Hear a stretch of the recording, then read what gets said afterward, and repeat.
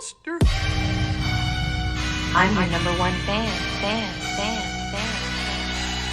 Now clear your minds. Notice what scares you. It has from the very beginning. You know, it's Halloween. I guess everyone's entitled to one good scare, huh? It's been informed that zombies have entered the building. They're at the door. They're coming in.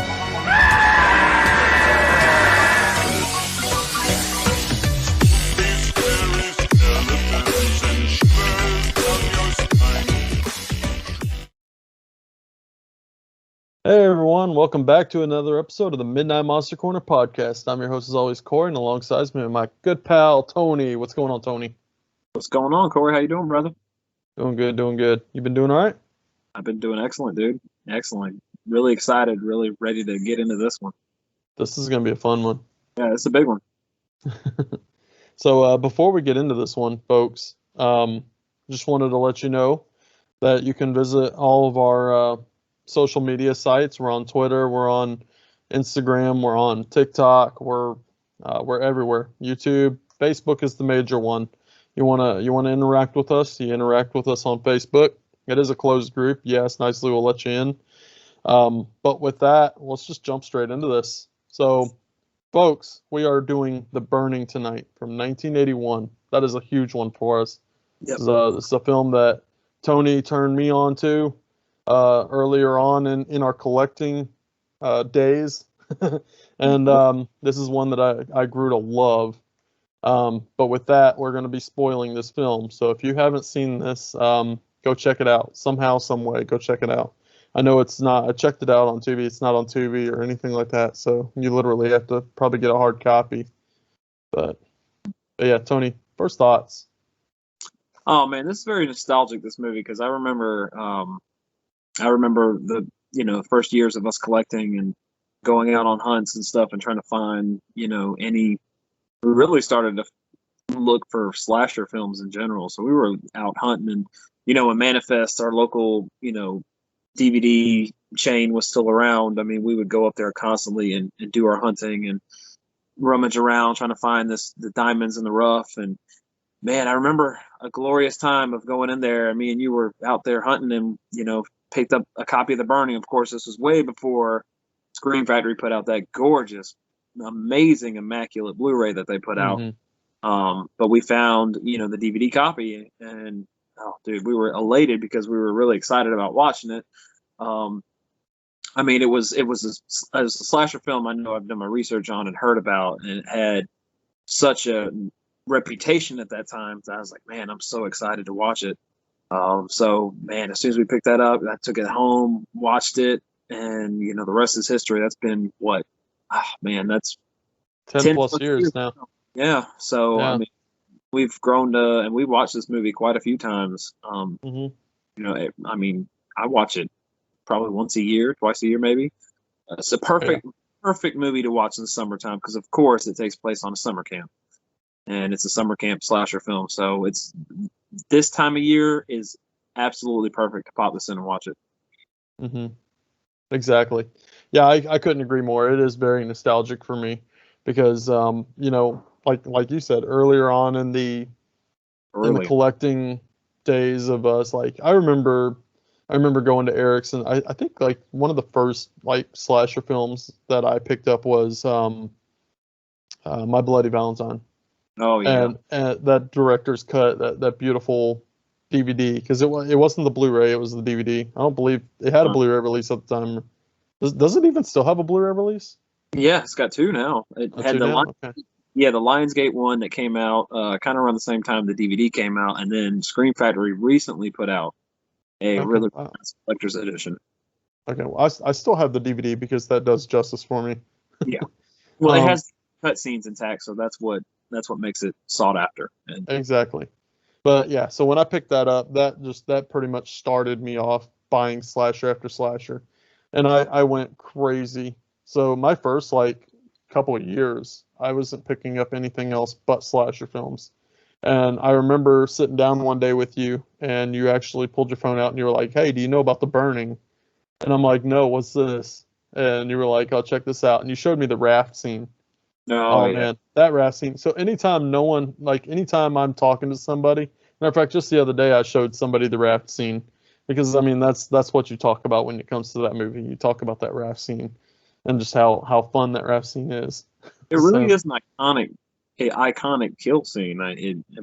It's one of the first ones you think about when you're thinking about typical slasher films. Is like, ooh, I think of the raft scene right away. I mean, the practicality. I mean, Tom Savini did the effects on this film, so exactly. and I mean, we've covered a few Savini special effect films already, so I mean, his work is just second to none. I mean, it transcends some of these films, and it stands out with the kill sequences and how things are done. It's amazing. He really is in top form, especially this time. 81 and 80 and 81, he was just knocking them out of the park. Yeah. Well, I mean, right. Like, yeah, that's the other thing that turned me onto this film was the association there, because I knew Tom Savini from, Ramiro and of course, Friday the 13th, and then you turned me onto a little film called The Prowler. Right.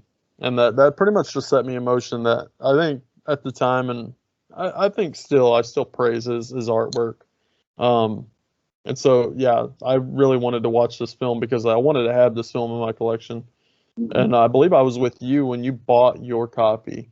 Yeah. And I think maybe you were with me when I bought my copy. I'm not. Yep. I'm pretty sure. But we both got it at Manifest.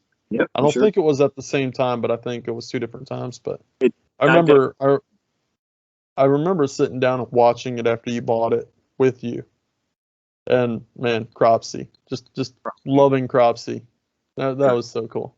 Well, I always say this is one of my favorite, one of my favorite. It's not like the end all be all favorite standalone slasher film that doesn't have any sequels or doesn't have a franchise. I mean, there was I don't know if I ever showed you this, but there was a teaser poster for The Burning 2, Cropsy Lives or something like that. It was just a poster, and it had Cropsy on the cover, and there was a couple other people on the cover and stuff like that. And the cool thing about it was Ernest Borgnine was the main lead or something like that. And I was like, well, that's weird. But it really looks like a cool poster. Like if you weren't understanding that there wasn't a sequel, you would think, hey, The Burning has a sequel? Holy shit, I need to go seek that out and watch it. But no, unfortunately, The Burning never had a sequel. Was it ever talked about, you think? I don't think so. It's so weird. Some of these standalone, like My Bloody Valentine, these never got a sequel. Just one and done. I mean, yeah, I mean, you would have thought definitely My Bloody Valentine would have got a sequel. Absolutely, but Definitely. The Prom Night films got sequels, so I mean, I don't know. It just never made any sense to me. But yeah, as far as standalone slasher films, I think My Bloody Valentine is my favorite of all time, standalone slasher. But this one's up there too, man. I love The Burning. Yeah, this film is this one, between this one, My Bloody Valentine, and Madman, I would say are at least my top three right there. Absolutely. Definitely. I can't honestly pick a favorite out of those three, but they're there. Yeah, for sure. But yeah. So yeah, man. Do you want to give a quick synopsis? Yeah. So basically, we in The Burning, we follow a group of counselors, or not counselors. They're well, some of them seem to be counselors. They're a little older. Yeah. But they decide to play a prank on their caretaker, a local guy, or a local by the name of Cropsy, who's apparently a real bastard. Like, he's really mean and vicious to these people. So they want to go out and get revenge, and the only way they know how is to play a prank on him. Very cruel, vicious prank, which it's very weird, the fact that they took what they did. It's a weird prank. It's very out there. It's different. But so they decide to take basically this fake severed head with candles burning in it and place it in his work shed that he sleeps in, apparently, and just scare him with that. But apparently things go bad, and then he knocks it over and catches on fire. He starts burning. He's thought to be, I mean, you would think he's like, oh man, this guy, which for the time that effect is pretty good. The whole fact that guy was completely lit on fire. Yeah, engulfed in flames, and they were able to sequence that and show that for a long period of time, which is it's pretty remarkable. It's a pretty remarkable stunt. But yeah, so Cropsey is basically, caught on fire, and he he goes straight into the lake, as you should. He didn't stop, drop, and roll, which I thought was interesting. So the counselors like take off, and then we follow Cropsey in the hospital, and he basically going through physical therapy, trying to get back, trying to get feeling back in his body, skin grafts, all that kind of thing to get him back to normal. But unfortunately, a lot of the stuff was a failed attempt, and he looks like a monster. Which I know, reading back, Savini said he wasn't too proud of these effects, especially the effects on Cropsey's face, but I thought they looked pretty cool, looked pretty convincing. He always said that Cropsey to him didn't look like a burn victim. He looked more like a melting man. Yeah. I mean, I thought it looked fantastic, but anyway, so Cropsey comes back, the same Camp Blackfoot, and seeks revenge, and that's your basic plot of this film. Love it. Yep, very simple. I mean, like I said, with a slasher film, you don't need a complex plot. You really don't. A lot of times they're revenge stories, And that's what this was. Classic revenge. Yeah. Not so much revenge on the ones that caused it yet, that we know of yet. Yeah. It's more or less just a revenge alone on just horny teenagers and camp counselors, essentially. Which, of course, is that trope. So, trope, and I noted too, I was like, it's funny that Cropsey is killing off all these people that had nothing to do with his accident. It's kind of bad. You kind of feel bad for these kids because they, like I said, they were basically innocent. They had nothing to do with anything. Yeah, and even then, like his first victim, obviously, the hooker. Right. Well, I guess because she found him repulsive. Yeah. And he was just like, "Oh, fuck you." Right. Well, I think he had it in his mind that he was going to kill this person, but I think he had so much rage, so much anger getting out of the hospital that the first person that he saw, which it seemed like she was the first person that came across him and made an impact on him. He was going to take all his rage and frustration out on this person, and that's what he ended up doing. But you're right, like she found him repulsive, and she was very turned off by his appearance. Yeah. Which is understandable. I mean, like I said, he is very, very disfigured. I mean, even the orderly at the hospital, which he has terrible bedside manner. He's like, bringing the one doctor who's training, and he's like, "Hey, man, you want to see this guy? He's cooked. He's a big he is a freak. Well done. You're never gonna see a monster like this in your life." Yeah. so terrible. Which I remember that guy, the guy that played that orderly, a lot. I heard there was a rumor that was Lawrence Fishburne's one of his first roles, but that wasn't even Lawrence Fishburne. So I thought that was pretty funny. That went on for a couple of years. Yeah. Maybe he signed on to do it and then something came up. Yeah. That could have been it too. Yeah. I just remember, I guess people just thought because he kind of looked like him that was him. Yeah. Just thought that was. But the funny thing about this movie to me is watching it, as many times I have, it feels like one of those, teen, coming of age kind of sex comedies that they made in the 80s. It felt like that wrapped up in a slasher film, if you understand what I'm saying. It felt like Balls meets Friday the 13th in a way. Because these characters, there's a lot of comedic moments with these characters. They have it's all about they're all trying to get laid and they're trying to, chase these women and this and that. And then they pull pranks on each other to have fun. All that's wrapped up in there. And through the majority of the film, especially in the second half or in, kind of in the middle of the film, you follow a lot of these kids and they're doing stuff like that, which is pretty interesting. I always thought that was fascinating with this movie in particular. It kind of feels a little bit like Sleepaway Camp to me. It does. I like how you kind of compared this film to Meatballs in a sense. Meatballs was one of my favorite films growing up. Um, so I'm right there with you. I think yes, absolutely.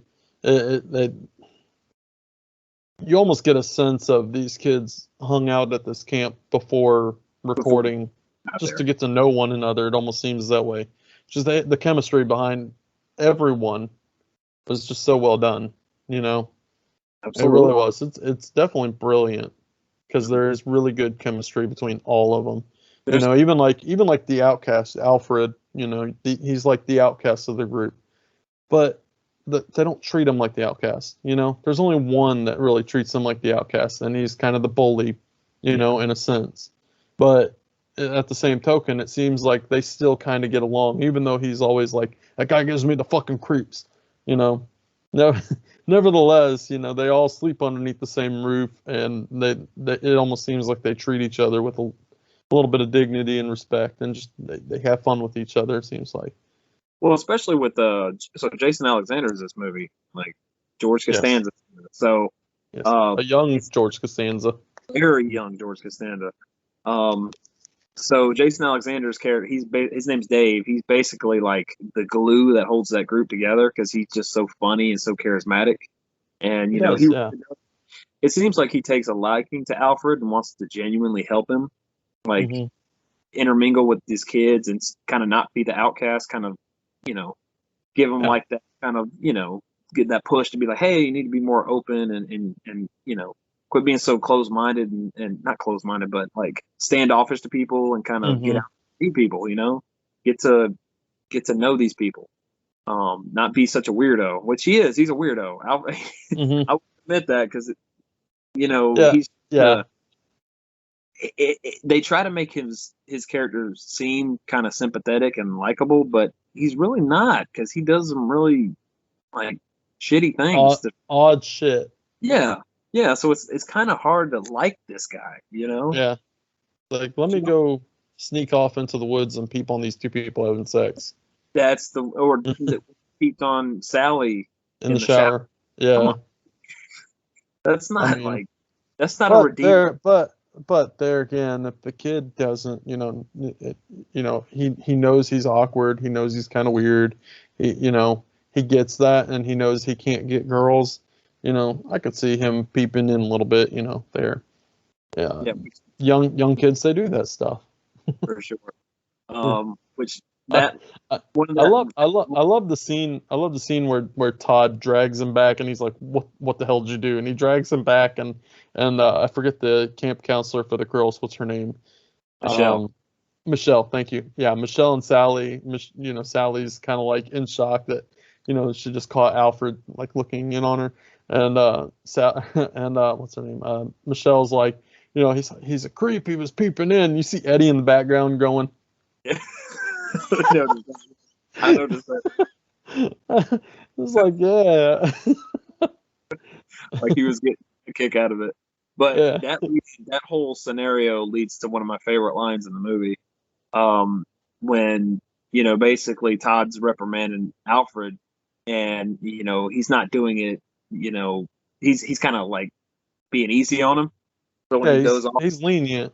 yeah, he's lenient. So when he goes off with Michelle, Michelle's like giving him a hard time, going like, "You're too easy on him. He's a creep. He's a weirdo. He's a deviant." And he's like, "What do you want me to do? Cut his balls off?" That line, every time I hear it, it cracks me up. Yeah, exactly. Just the way he said it, just the delivery was great. Yeah, that was amazing. But I had a question, dude, or I thought of something. So when Cropsey comes back to Camp Blackfoot, Hmm. um, the first time he comes back, the kids are out there having like a pickup softball game, Okay. and all playing. They're all having fun. You're all involved. But then somebody hits the ball into the woods, and Hmm. Tiger, one of our female counselors, goes out there and tries to she tries to find a ball.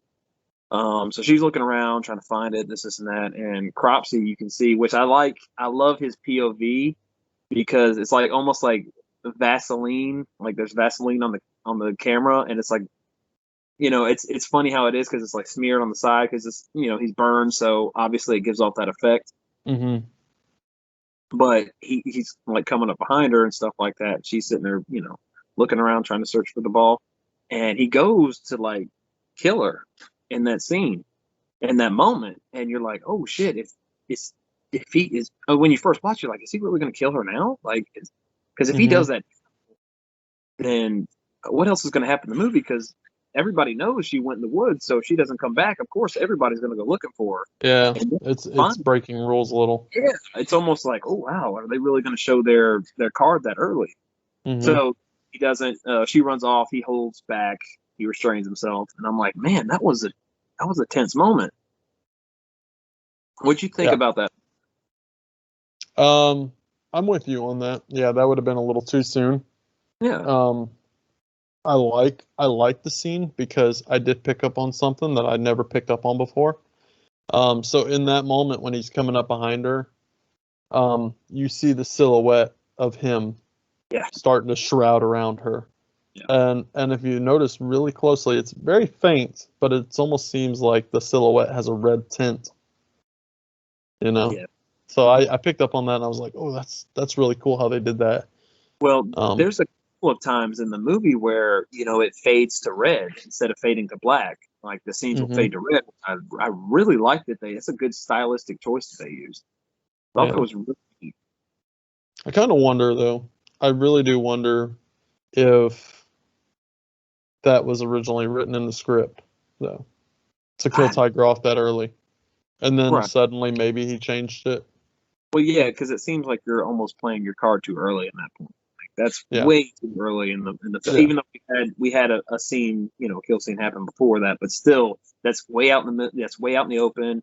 They know where she is. Yeah, they know where she is. So it's like that's really taking a chance if you were to do that. So, but she was lucky because he was going to, but he kind of held back when she ran. She ran off, or I don't know if she ran off and he just didn't get a chance, or he kind of. She grabbed the ball and hauled ass. Yeah. So I wonder if he would have done that. Yeah. I don't know. That's yeah. It's an interesting point. It's kind of something to think about. Interesting. Yeah. Yeah. I want to go back though. I want to talk about his shed. Something I did pick up on that I've never picked up on before was when they went to go, like when it wasn't Todd as a young person, right? Was it Todd that put the skull by the bed or no? He was one of the boys involved. I don't know. It wasn't him. He was outside the window. Okay. Yeah, so it was one of the other boys. I did notice that when he was carrying the box in and everything, the amount of gasoline cans laying everywhere in this fucking shed. Giant fire hazard. So then it goes from bad to worse because he knocks over the gas cans, which makes things go up even higher. So yeah, I did notice that. I was like, oh, that's a cool added touch. I never realized. So right. That's how the flames escalated very quickly. Which, by the way, I mean, I would imagine everything was doused in gasoline pretty much in that shed because of the fumes. Had to have been because, I mean, his blanket went up fast. Went up fast, yeah. And it was very fast. It was like a rickety small shed too. It wasn't really that big. Like it was just barely enough room for him to get his bed or a cot in to sleep, and then like a workbench, and it really was really small. So of course that thing's gonna go up quick. But definitely, I noticed the gas cans. I'm like, damn, that's a fire hazard, man. You're almost asking for trouble having those right by your bed like that. Yeah, that wasn't smart. No, not at all. So yeah, one of the things that I did, so you talked about his appearance and how Tom Savini wasn't pleased with it. Yeah. There is a scene where you see Cropsy's face, and I'm not pleased with it. Yeah. Where they're all laying in the bunk, and I believe Alfred, he sees Cropsy in the window. And, he talks about the hideous face and everything. I honestly it looks like a mask. It really does. Like just like somebody was like, a mask in the window. It's funny because it's a really quick shot. Like you just almost like that blink you miss it kind of thing. Mm-hmm. You see it, and then he freaks out, and he's like saying, "Oh shit, I saw something! I saw something!" Everybody's like, "What? What did you see?" It's that classic thing, like, "What? I didn't see anything. There's nothing here. What are you talking Yeah. about?" You know. So Yeah. it kind of like it leads up to just nothing because he's like so convinced. He's like, "Oh, I just saw something. There was a face there. There was a face." And Yeah. was looking, and they're just like, "Man, this guy's weird." Like now he's just coming up with shit. Now he's just like basically just screaming for attention, which I'm Mm-hmm. sure that they were thinking, especially Glazer. So we have a bully in this movie. Mm-hmm. Talked about a little bit. He's the prototypical '80s bully. Like he's this macho douchebag, very very aggressive, just aggressive with everybody, even like the people that you would think he's kind of cool with.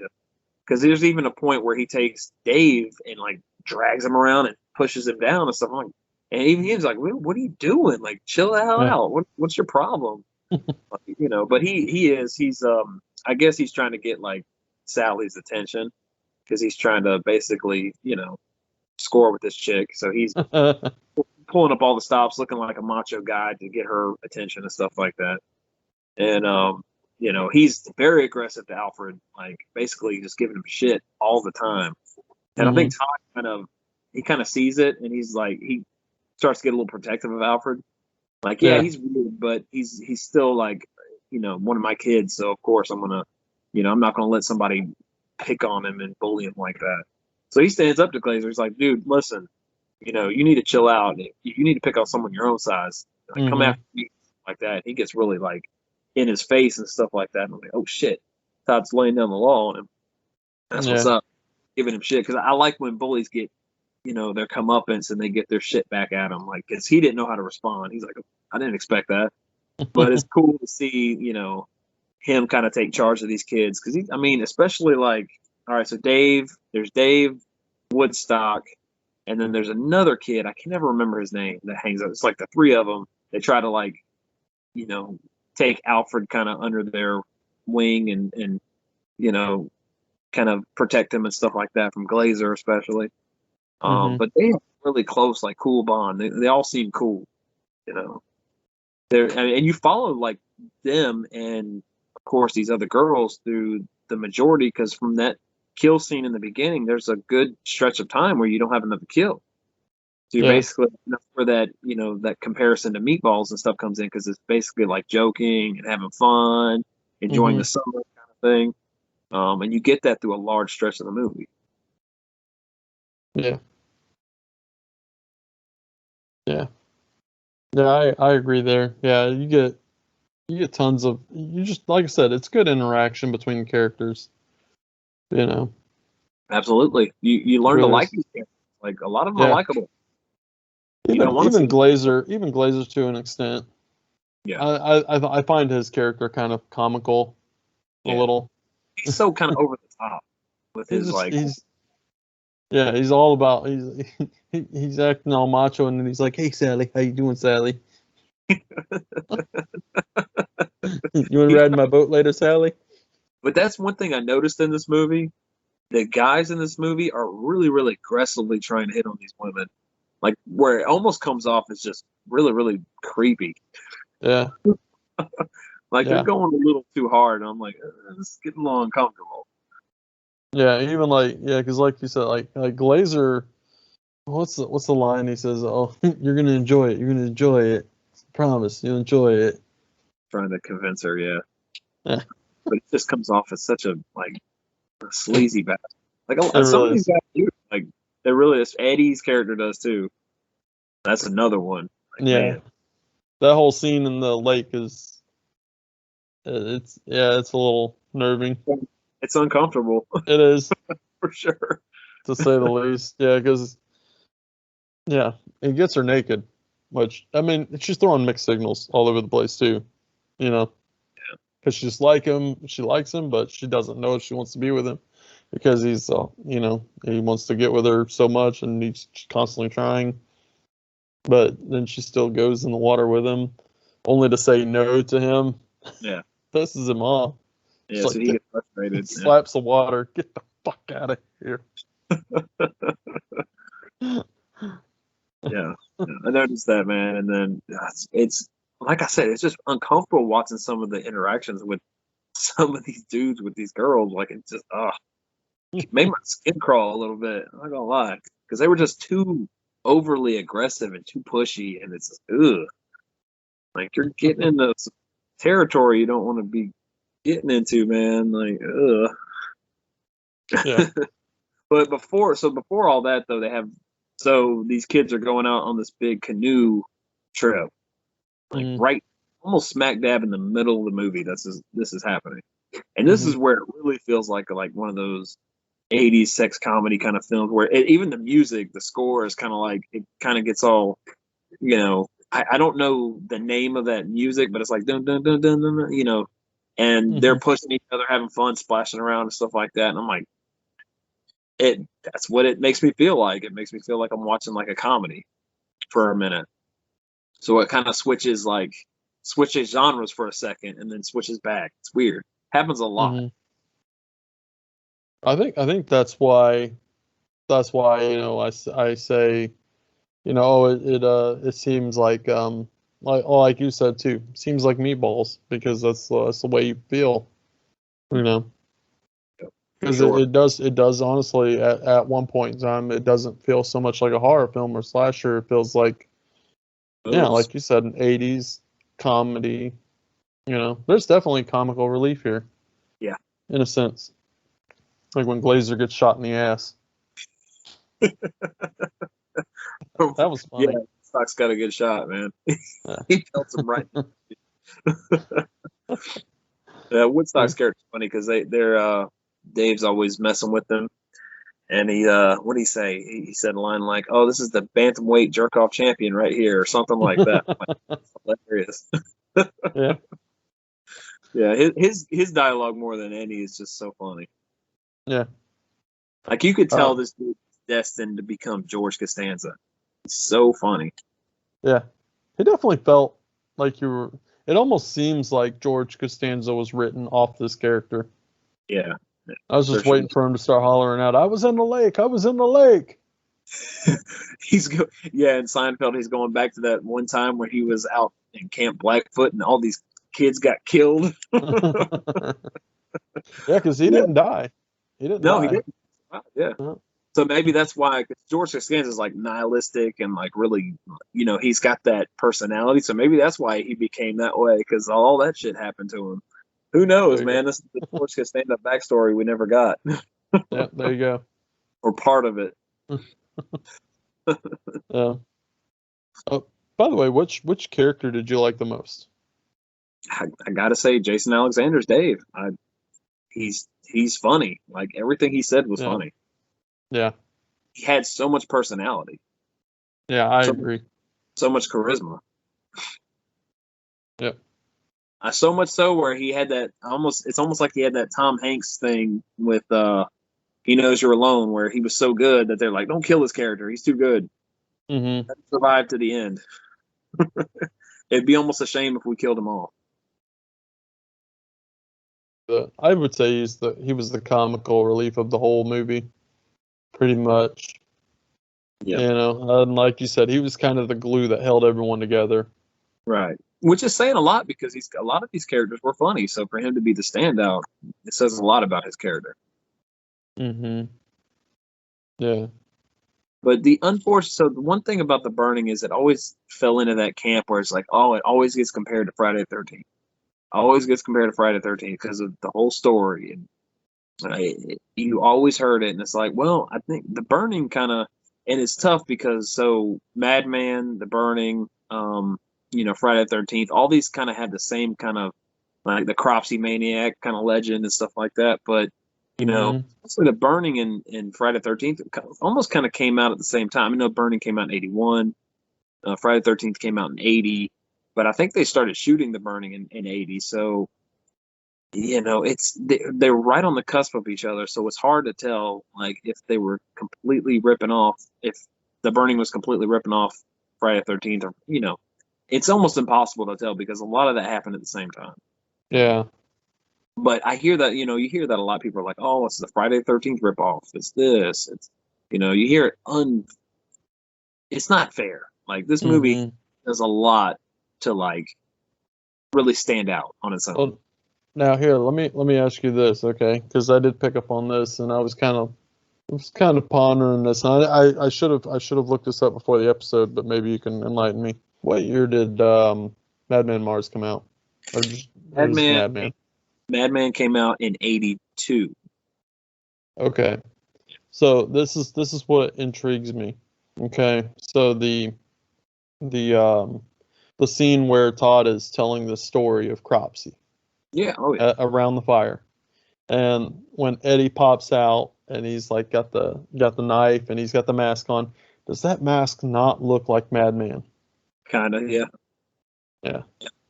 Which is funny because that scene also kind of is the same scene from Friday the 13th Part 2. It's the exact same thing that happens. It's Yeah. almost identical scene, dude. And both these films came out at the same time. So Wow. it's hard to. They just mimicked each other. Yeah, exactly. Because I mean, even They didn't know they were doing it. right. Because even in that movie, in Part 2, Friday Part 2, like they had a scene that kind of paid homage, or depending on how you look at it, paid homage or completely ripped off Mario Bava's Bay of Blood, like that kill scene in Bay of Blood. So, like I said, there's been a long kind of tradition of these movies kind of intermingling and ripping them off, ripping this off, ripping that off. So, it's hard to tell exactly until you really know what's going on behind the scenes. Mm-hmm. No one really does. I mean, we can all speculate, but no one really knows. Yeah. Well, and here's another thing. I'm glad you brought that up, the Mario Bava thing. Did you not? Okay, so the soundtrack. I did pay attention to the soundtrack on this one. I did too. The scenes where Madman's around, stuff like that. Did it not feel like you were listening to a Giallo? Oh yeah, the score is, especially the do do do do that sound. I can't do it. That was terrible. But if you've seen the movie, you know what I'm talking about. Yeah, I really like that sound effect. It heightens up the dread and the panic almost, and what's going to happen, especially when Cropsy's around. Mm-hmm. It's almost like the same kind of thing that Friday the 13th does for of course Mrs. Voorhees or Jason, depending, the infamous kill ma thing that it does. So it kind of heightens, for me anyway, it heightens up that dread. I think that's purposeful. Heightens up the dread and the suspense almost for him being closer, him being around. I always dug that. I always love when movies do that. And the score itself is simple, but it works. I like it. Mm-hmm. I always like the score for this movie. I know it's very simple and it's not flashy, but to me, it fits. It works so well. Mm-hmm. A lot of that's probably nostalgia. I hear that score and I think of Burning, and it gives me good feels because I love this movie so much. Yeah. Well, like I said, that to me it sounded like I was again watching a Bava film, because I mean the score. That's what it made me feel like I was. I felt like I was listening to an Italian score. Yeah, I could see that. Yeah, I could definitely see that. So, you want to go on a rant on the raft scene? Oh God, You want to talk about this, or just praise it like? Yeah, not so much a rant. Just let's discuss. Let's break this thing down. Yeah. Well, so as much as I love this scene, the impracticality of it stands out. Like, there's no way Cropsy would have been able to stand on the canoe and massacre all these kids. But it still looks great. There's a lot of times in slasher films I was like, well, that doesn't make any sense, but still, I don't care. It doesn't take away from my enjoyment at all. I don't. Yeah. It doesn't really bother me. I know some people would critique it. Oh, that doesn't make any sense. There's no way he could stand on the canoe. But I don't care, dude. It's an awesome scene. It's amazing. The lead up to it. So that's the best thing about the scene, is just the lead up to them getting close to that canoe. And you're just waiting in anticipation, and you just know he's going to pop out, because we've seen it so many times. You know he's going to pop out and slaughter all of them. You're just waiting for it. You hear the music, and you're like, oh, man, here we go. It's happening. Well, the build up, too, because they're just so happy. They're so excited. Yeah. Oh, they're so happy they found one of their canoes. Yeah, I recently showed this. I think I told you earlier. I recently showed this to a coworker of mine, Yeah, and he was blown away, I think, by the kills and stuff of this raft scene. But he was like, in all actuality, he goes, they rolled up on it and they were like way taller on this raft than this thing. They would have clearly seen somebody laying there.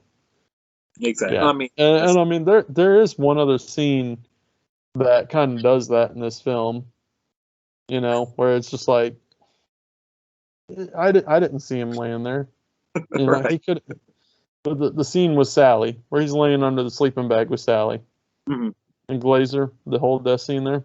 Yeah. Again, I mean, clearly, this is a lump of a guy. This dude is huge, Yeah, and to be just be laying next to this like 90-pound chick, like there's no fucking way. Like right. it looked like there was a 90-pound chick laying there, not a Exactly. 300-pound beast. Yeah, So for sure. Oh yeah. Oh yeah. so yeah, It's moments like yeah, you're like, okay, you just roll your eyes. I'm like, whatever, man. This is one of it's those.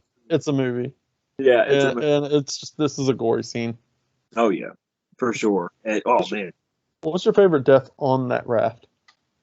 Ooh, probably Woodstock, man, when he gets his fingers lopped off. And Oh, but we find out later, like Woodstock got mutilated, like his throat, everything. Like his eye got cut, his yeah, arm is off, like he got mutilated. So I have to say Woodstock. Eddie's was pretty cool too, though. Like yeah. the which we didn't even mention Cropsy's weapon. Like the shears are just so badass, man. Hmm. They're really cool. I love his weapon. Yeah. They're really I gnarly. like, yeah, I mean, it's again, it's a simple premise though. It's a simple weapon. It's Right, and something that he got out of his shed. exactly, it makes sense because he's the caretaker, so he would have those with him, of course. Hmm. So it's not like he just grabbed something randomly and started killing. No, it makes sense. He has this already. Yeah, So yeah, I love that. I love that. It's very unique. it's You don't get simple. a lot of these. You don't get a lot of like you don't get a lot of those in slasher films. So it's cool. No, Stand up. yeah, it was definitely simple. All the time, knives, but you don't get those shears, man. Very, very unique. I don't think I don't think I've ever seen shears being used like that. I think I've seen it before, but not on very many movies. Yeah, Yeah, especially for the I like, time. I like. There's a couple scenes that he does it, but like, so you'll see like the killer, you'll see his, and you'll all of a sudden you'll see him kind of just swing it in front of the camera. Yep. That's so cool.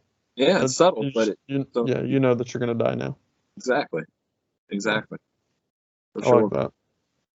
Me Yeah, too. I would say my favorite kill scene on there. It's a hard one because Woodstock is that's pretty gnarly. It's Um, just but I like that gash across the forehead. that's pretty. Yeah, dude. And it's a But deep gash too. yeah, and then of course Savini, the man, he pulled this off so well. But that the end sequence of that whole raft scene, you see the girl's arm laying in the water, and the blood trickles down the arm just perfectly. Yep. And then it drips into the water, and then that scene fades to red. I It's love the it. red. Oh, Yep, it's so artistic, and I'm it so really glad is. you brought it up because I was gonna say that's one of my favorite parts is when the blood is trickling down her arm, then down her finger, gets into the water, and then it fades to red. I love that. So artistic. Yep. So much style. Like, I really think that was.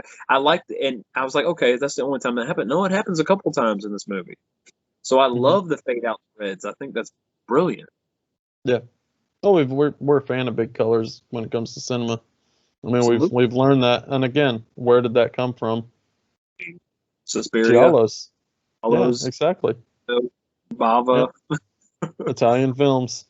in cinema that we Yeah. adore, and we both love tremendously. So anytime you add style to these American slasher films, you always get brownie points from me. Hmm. It harkens me back to my comfort food, which is Italian horror. Like Dig it. Slashers and Italian horror, man. It's just my favorites. I love them. I mean, I think me and you both share that sentiment. Yeah, Like, that's right in our wheelhouse. definitely. Definitely. I'm trying to think. But yeah, overall kill though. What's your favorite overall kill of the film? It's tough. My favorite overall kill. It's hard to just top that raft scene because everything that happens in that scene is remarkable. Mm-hmm. My favorite kill overall. Glazer's his kill's pretty cool. I love how the shears, when he shoves it through his throat, they stick to the tree and kind of embed in the tree a little bit. But he doesn't like open them up or anything like that. He keeps them in, like digs it into the tree, and I love it. And then just a quick edit to where he removes the shears and he just slowly starts. I dig that. That was pretty cool too. So that would probably be my favorite like single kill scene in this movie. That's it. That's it for me. For you too, yeah. Yeah. I love everything about that whole scene. Even up to the. So Glazer, he's this macho badass guy, and then, Sally finally lets him do it. She lets him do it. Which is hilarious, by the way. That whole thing is hilarious. When he's done, she's like, "That's all." Yeah. He's like, "I'm sorry, I don't know what was going on. I promise next time it'll be way better next time." It's like, yeah, next time. And she kind of laughed. Yeah. I love when he was like, "Are you cold?" And she goes, "Yeah, nothing around here is really keeping me warm." Yeah. It's like he didn't really do much. Yeah. She was cutting him down. I loved it though because he talked this big game and then couldn't back it up. Yeah. But yeah, Glazer goes back to not having those lubricated rubbers, man. These aren't lubricated rubbers. I asked for lubricated rubbers. I ain't paying for these. I'm gonna take them. You got that? I got that. Yeah, dude. That whole sequence with Sally, like and it goes back to what Todd said. He's like, "Man, you pick on someone your own size." So sure enough, Cropsy's like, "I got this. Let me take care of this bastard." And sure enough, he held his own, man. He knocked Glazer down a peg. Mm-hmm. But seeing this character in this type of film, he's going to get like a really, really solid kill or death because he deserves it. He's an asshole.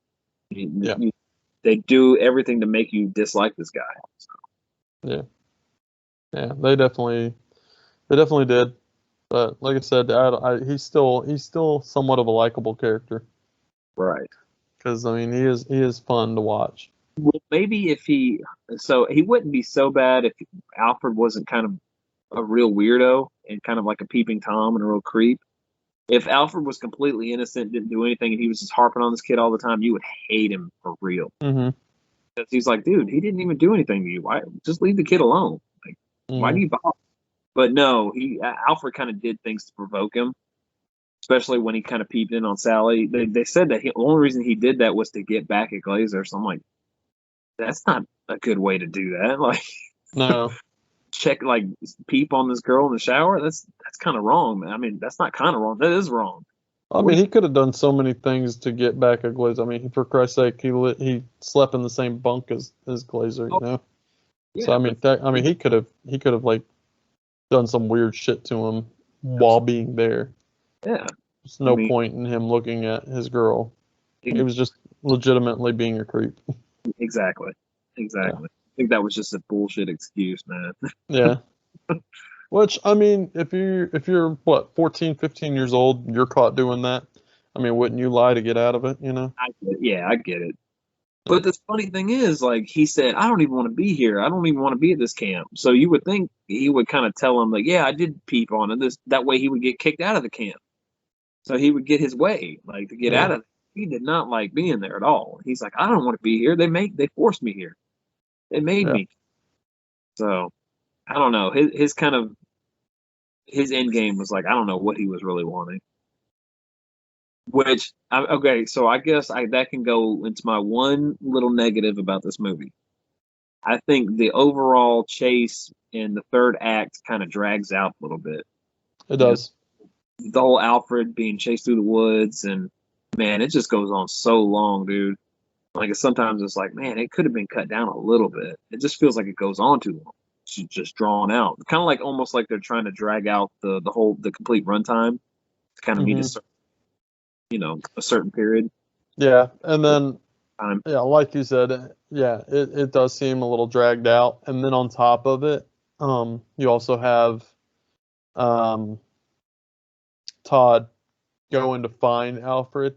And even that's a long sequence too. It's like, okay, we get the fact that Cropsy's after Alfred. Okay. We get that you're trying to find Alfred. Okay. But then there's like this whole 5-minute long sequence of them just walking through the woods and ducking and hiding from Cropsy, and it's like, do we really need this? It feels like longer. It really does, man. It feels like it's a good 10 minutes. I don't know. Like, yeah, every time I watch this movie, it's the one part I'm like, man, I wish they would speed this up a little bit. Like, I get it. They're trying to prolong it too, to kind of drag out the suspense and what's going to happen. But it's like, man, it could have been cut down a little bit, dude. Yeah. I mean, we all know what was going to happen, but I mean, because technically, you did say survivor guy, but however, your final guy. We do have we've got quite a few final people, so it does break that cliche slasher film, it does in a sense that rule of there's one survivor and it's usually a female. Yeah. So it breaks a lot of laws here. Yeah. You have multiple people that survived. It wasn't just one, really. It's just you focus on one because he's kind of your main character in a sense. Right, absolutely. Yeah. But that goes to me to think about how detrimental that raft scene really is. Because if it wasn't for that scene, Cropsy's kill count wouldn't be that high. I mean, or it's funny because you don't really have like a scene of like a massacre like that often. But the kills were kind of, because you get like the first kill right out the gate pretty early, and then there's a long stretch of time where you don't get another kill. Still, that Karen kill. Yeah, but that's that long drawn out sequence, I feel, is kind of like character building. Exactly. You're getting to know all your characters. I agree with you, because that stuff is actually, it would be different if I didn't like that stuff. I'm like, man, this is boring. But those characters are so interesting, and you like them, that you just like to see their banter back and forth. And you're like, okay, I can watch a movie. If they were just to do a movie about these kids in a camp and they're just goofing off and it's like meatballs, then yeah, I would watch this too. Like, yeah. It resonates in two different ways with me. So I think, to your point, it works because these characters are likable. So it doesn't feel like it's dragging. It's pretty unique in that way, because I know a lot of movies try to do stuff like that, try to build characters and stuff like that, but sometimes it's like the characters aren't really, they're not really unique, or there's nothing really special to them. They don't stand out. It feels like, they stand out. Absolutely, dude. That's a good point. Yeah. You get heavily invested in your characters in this film. Heavily. And the ones that you really, really like, I mean, they end up like Dave, and these guys actually make it to the end, which is pretty remarkable. Because you figure comic relief and stuff like that, like, he's gone, he's gonna be axed. He's gonna be your Randy. Yeah, but he makes it. He makes it. Yep. Yeah, that's one thing that I did pick up on, was, like I said, the character building and stuff. I'm big into that. I love seeing character development, character building. I love watching banter between characters, stuff like that. So everything resonates well with me. Overall, just that last sequence, like you said, it's a little long and drawn out. It is, man. That third act, that final chase almost, is very long. So here's a question I do have for you though. So, all right, so you think Alfred got away, right? But Cropsy grabs him and pulls him into like this shed. What is it? It's not a shed. It's more of a mine, isn't it? Yeah, it's a mine because there's mine carts in there. Mm-hmm. Yeah. So he pulls him down into this mine and doesn't kill him. Why do you think? Why is that? I think he's almost using him as bait to get Todd because he really wants to kill Todd. So here's my thing. Did he even know that was Todd though? Where's the story where it tells you that he knows for a fact that that is Todd? That's a good point, dude, because I don't, unless he hears like the counselors call him Todd or know that he's going to be, because if I'm not mistaken, is it a year later? Because I think they show it in the beginning. No, it's not a year later. It's a couple years later. Years later? Okay, because I couldn't remember if it was a year or a couple years later after he gets out of the hospital. Yeah. But he wouldn't even know. He's just going back to that camp, I guess. Whoever's the counselor there, he's just lucky enough to run into him to get revenge. But because you hear Todd actually say that he got kicked out of camp for doing something bad. Yeah. And he was like, a few years back when I was your age, I got kicked out of a camp for doing something bad. Yeah, he mentions that. I wonder if Cropsy heard that and kind of put two and two together. I don't know. That's a good question because kind of like a little Jason Voorhees type deal where Jason was in the woods, saw his mom get killed. Yeah, that's a good question. They don't establish him knowing that is Todd unless he just hears his name and just automatically assumes that that's the same Todd that was involved with what happened to him. I'm not quite sure because he's the only guy that they show from the group that played a prank on him is there. Mm-hmm. There's no one else there. Yeah. And he's doing it in a fashion that he got, he's using a torch at this point. So now he's using a different weapon, Which I did have a question about. I would figure that Cropsy would kind of shy away from flames considering what happened to him, but kind of have like almost PTSD to like fire and flames and pyro, all that stuff. Like he would kind of like really be standoffish about but he was using that for like nothing. Yeah. Yeah. Which, that was interesting. Which I mean, if he's got nothing else to lose and he knows he wants to kill these last two people, why not? Yeah. Well, that's because I always thought he kind of held him there, kind of debate Todd into getting there, but I'm not even quite sure if he knew Todd was on their trail or not. It's another point. I don't know. It was like he was going to keep him alive for a minute. Everyone else he killed off quick. But for some reason, he was going to off this kid slowly, or maybe torture him a little. Unless he just wanted to burn him, kind of like the way he got burned. Yeah. That's a good like, it's a good thing to think about, like almost kind of ponder why that sequence occurred. It's interesting, man. I never thought about it that way until you brought that up. But that's got me thinking. Yeah. That's why I love doing these discussions, man. Sometimes it's like, wow, you think about, you've seen something so many times and you're like, okay. But then you think about it in this way and you're like, wow, it kind of opens up its own kind of can of worms a little bit. Mm-hmm. You think about it more. Because for the longest time, I thought, he just, the way the buildup was, like all those sequences of him chasing, those, Cropsy trying to get Alfred and then Todd chasing them. You just, I don't know, maybe assume that Cropsy knew that he was there, but you can't assume because who knows? He might not have known. I don't know. Good point, though. That's interesting. Yeah. But Cropsy's demise is brutal. Yeah. Wow. So not only is he caught on fire, he gets an axe to the face, and the shears get dug into his back. Mm-hmm. That's brutal. He goes out like, well, they're definitely like killing off any chance of a sequel with his demise. Like, there's no way he's coming back from that. I mean, unless you go for he's coming back from the dead to seek revenge at this point. Right. Yeah, absolutely. So there's a supernatural turn there. Could have been. I mean, they did that, so That's Always- happened before. yeah. But what's your thoughts? What's your thoughts on do you think Hatchet was influenced by this scene? Oh, I'm sure, because Adam Green's a big slasher fan, so he. And I mean, this guy, big and bulky, almost looks like, Hatchet, Victor Crowley, gets caught on fire, gets an axe to the face.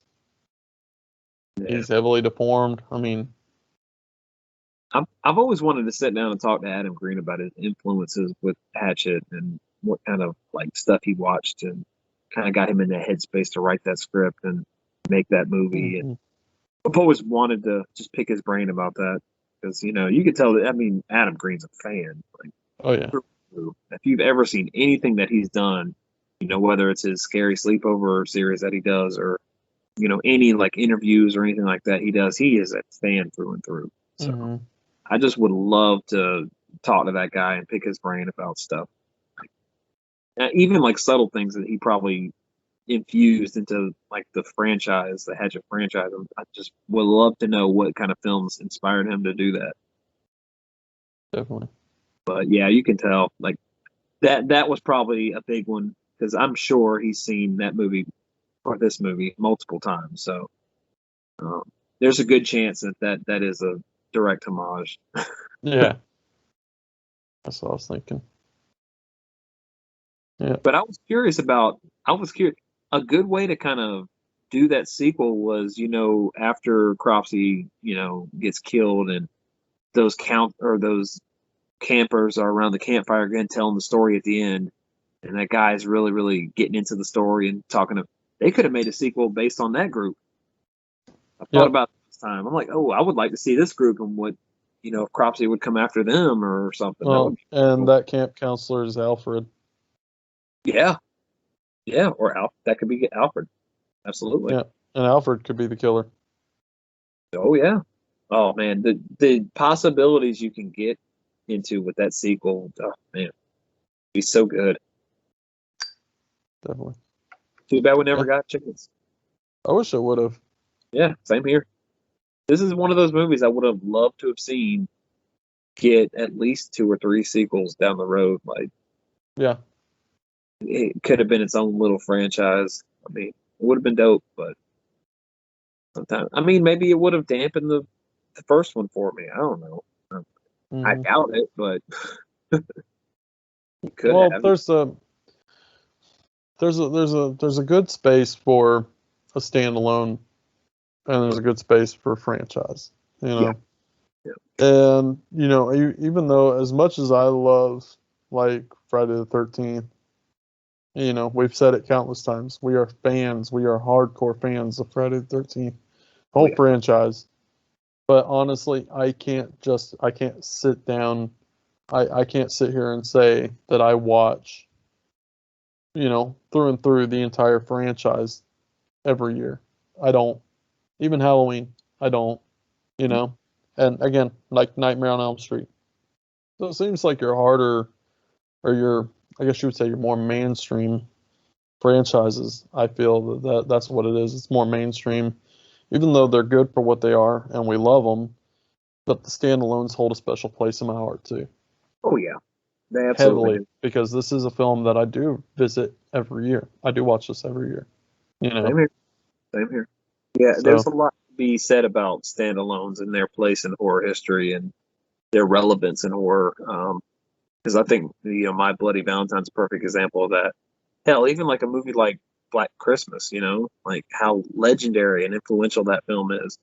For it to have gotten a franchise probably would have demeaned that first one a little bit. I mean, it could have. I don't know. I think that movie is just so brilliant. It stands on its own. But yeah, there's. That's like Silent Night, Deadly Night. I watch the first one every year, Christmas time, but I never watch any of the sequels. In fact, I've seen the second movie, but that's it. Right. Because I feel that it's more, it does justice for me as a standalone, more so. Well, the funny thing about it is, and I'll take a good example, is the Prom Night series. I mean, people consider, Prom Night 2 better than Prom Night. Like the sequel's better than the original. And, you know, they even say like, oh, even 3's pretty good. And, you know, people say like, oh, this franchise is actually really good, but the original one's kind of bland and boring. So there's some instances where these sequels outshine even the originals. So it's always interesting, you know, when we talk about sequels and what could have been, and, you know, the ones that we did get and their place, and it's always a fascinating subject to me. Mm-hmm. Too, because there's just so many instances of it being different, and, you know, even reinventing the wheel with some of them. Like that, the typical thing you do with the sequel is you heighten the first film, like you make everything bigger and more flashy, and, you know, especially with Prom Night 2. Now I love Prom Night 2. Like that's a great film, absolutely fantastic, and I probably do like it a hair above the original, because the original Prom Night, it gets a lot of flack, but I actually like it. I wouldn't say I love it, but I like it. It's got. Well, I think the main selling point of that film, not so much main selling point by like buying it, but I mean, as an audience, you know, is the fact that it has Jamie Lee Curtis. Right. Absolutely. Yeah. I mean, that's it in a nutshell. That's a given. Yeah. I mean, it's a good film, but I'm with you. I think the sequel is a smidge bit better. Hello, Mary Lou is a fucking awesome movie, dude. Mm-hmm. I wish they would release like a special edition of that movie on Blu-ray. I would pre-order that shit so fast. Mm-hmm. That movie's so much fun, and it's so creative and interesting, and the stuff that they do, and it's got Michael Ironside in it. I mean, what's not to love about that movie, dude? Yeah. It's such a great little flick. But yeah, I'm sorry, getting off on a tangent. But yeah, with this one, and there's some that you just appreciate more because they are standalone slasher films. Mm-hmm. They hold like a special place in the horror genre, and I think this is one of those films that, for sure, up there with My Bloody Valentine and even The Prowler for me, and The Burning. Those are the big three of like standalones that just shine. They're so good. Yeah. And of course, you could throw in, you can throw in, Black Christmas as well. I consider that it's a 70s. I'm mainly talking about the 80s standalones. Like those are the big three for me. And even Mad Men, you could throw Mad Men in there too. I mean, Mad Men definitely has its merits as well. Mm-hmm. So, and Hell Night's another good one. Like there's a lot of them, dude, that they never made sequels with. No. So. No, it's interesting, but that poster, I don't know, you gotta look it up. That poster's pretty dope. You gotta check that out. I'll look it up. Look up The Burning 2, and I'm sure it'll pop up. Okay, I'll check it out. I'll Google it. Very cool. But yeah, man.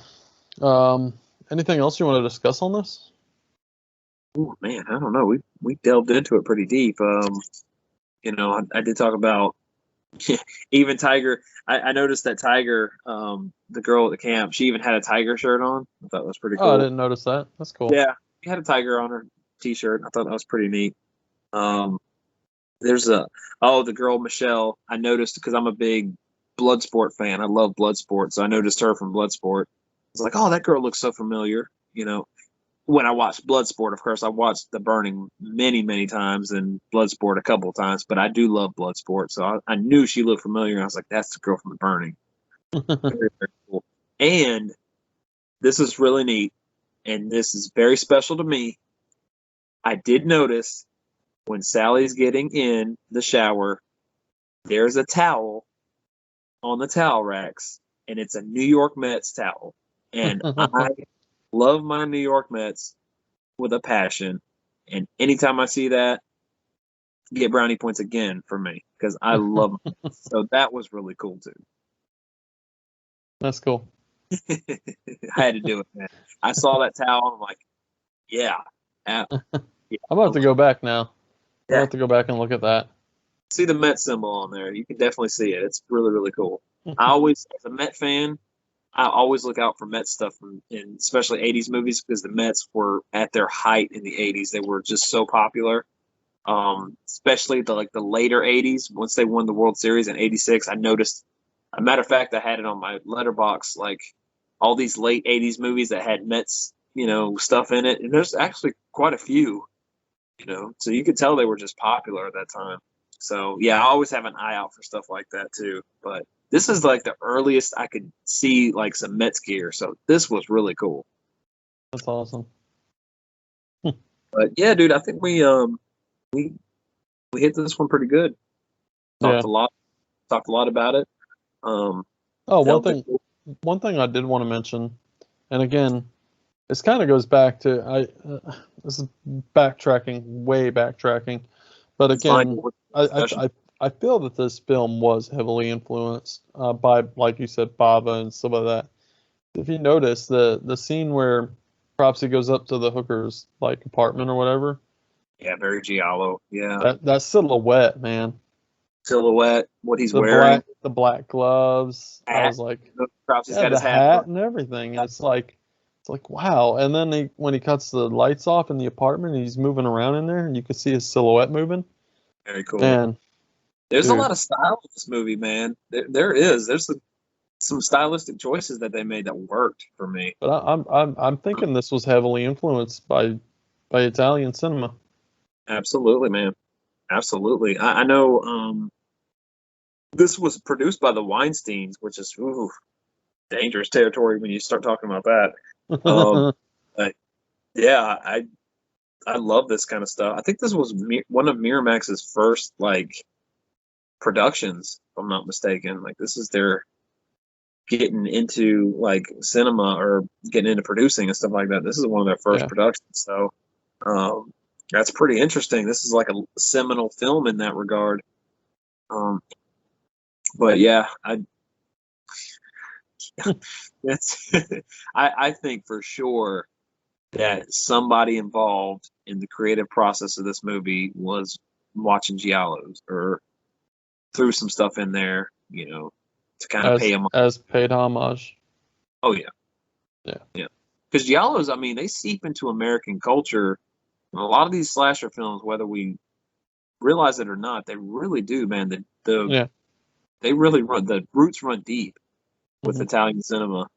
And even, of course, I mean, it's always like, American cinema influences Italian cinema and vice versa. It's kind of like a love affair that we have, and that's why I love like American cinema, Canadian, of course, and Italian. Like that's my favorite regions of horror. So that all works for me because they're so intertwined and they pay homage to each other so much. And you notice it when you're sitting here critiquing movies. You'll notice it more and more and more.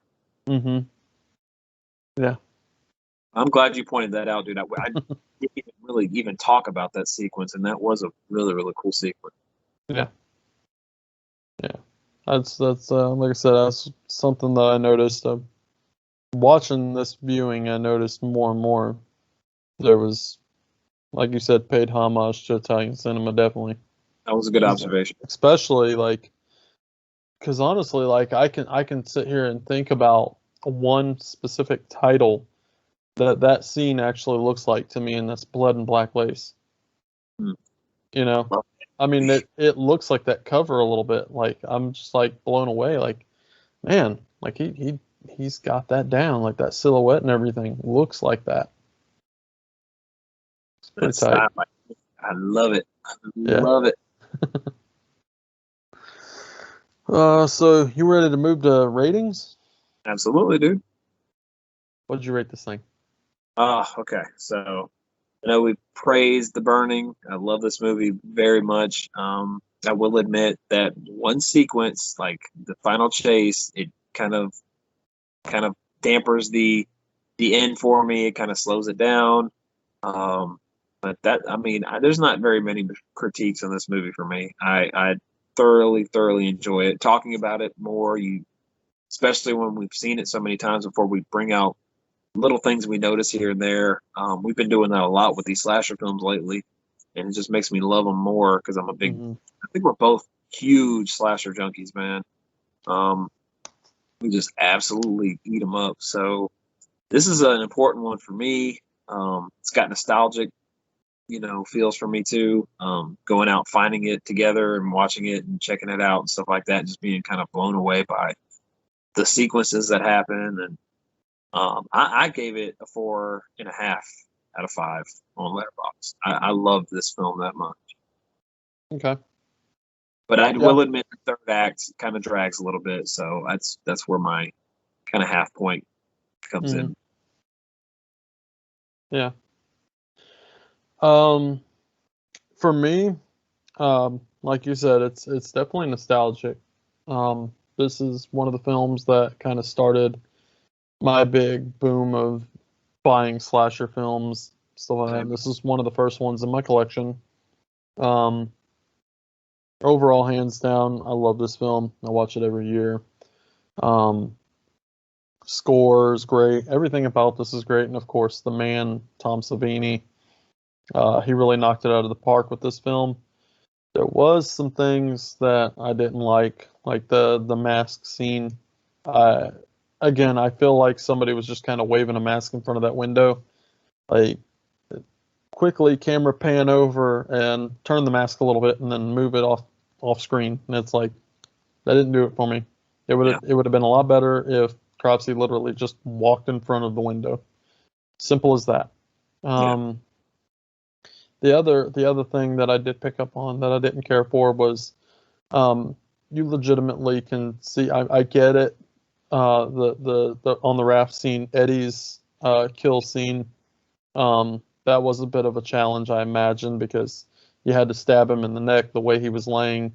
But you can clearly tell that he was just setting his chin on a man, basically like a mannequin's body or something. You can clearly tell that. And that's just me possibly just over critiquing the shit out of it for what it is. It is the video showed his hand. He did that scene so much better with, of course, the original Friday the 13th with Kevin Bacon, like that. Almost be, but it was it's iconic in Friday the 13th. So yeah, it's kind of hard to top that whole neck gouge. And then of course, like you said, the walkthrough in the end, the whole chase sequence was overdone. It didn't need to be as long as it was. But yeah, overall, I gave it a 4.5 out of 5. I couldn't give it a full 5 because of those three things, but that's it. That's the only thing I could pick out that I ultimately hated. I love the banter between the characters. It wasn't over the top sleazy like you get in some films. It was classier than most of your films that came out in that time period.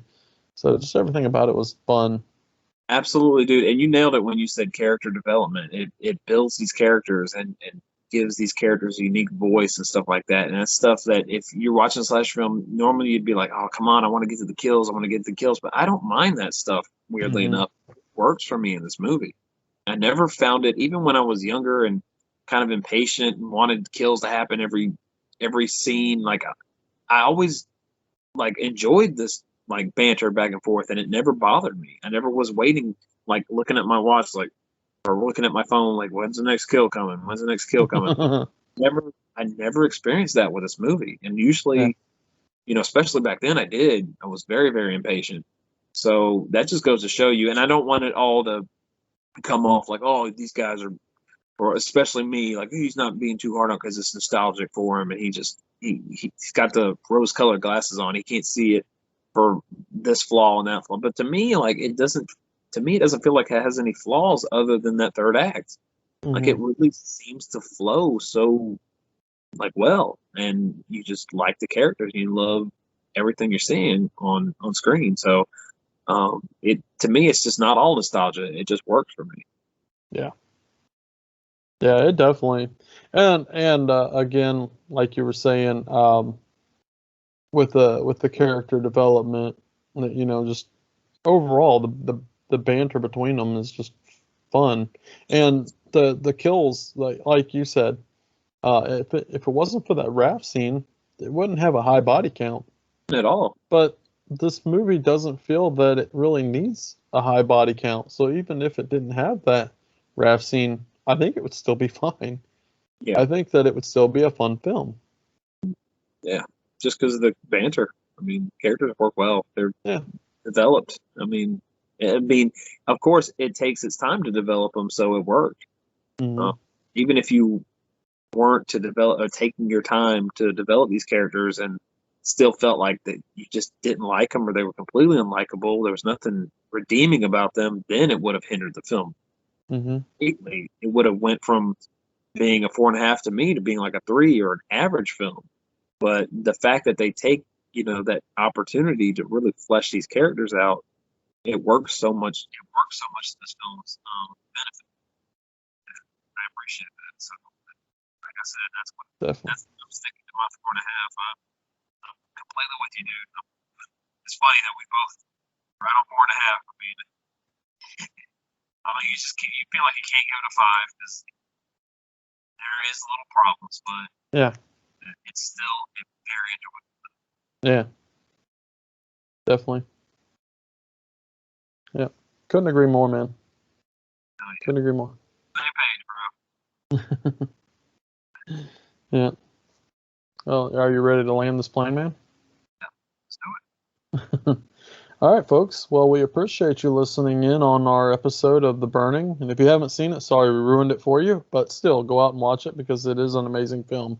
Right. And that is the classic from 1981, The Burning. We appreciate all the support that we're getting from you guys. We hope that you guys are sharing, and subscribing and everything on YouTube. And again, also check us out everywhere else. We're practically everywhere. Just Google our name and we're there. Any podcast outlet that you can listen in on, we're there. But yeah, and also check out the Facebook group and join our community. It's growing stronger, and we appreciate the support. Tony, you got anything to add, man? No, man, that was perfect. Yeah, if you guys are looking for just the Midnight Monster Corner podcast on any, like I said, any podcast outlet you can think of, or just do a Google search on the Midnight Monster Corner podcast, and we should pop up. Well, but like I said, if you want to get directly involved, man, hit us up on the Facebook. Come join the community. It's thriving right now. It's awesome. We're having fun. Every time I get on there to post something, I have a blast talking to everybody and connecting with everybody. Like it's really, really fun. It truly is. Yeah. But with that, guys, later.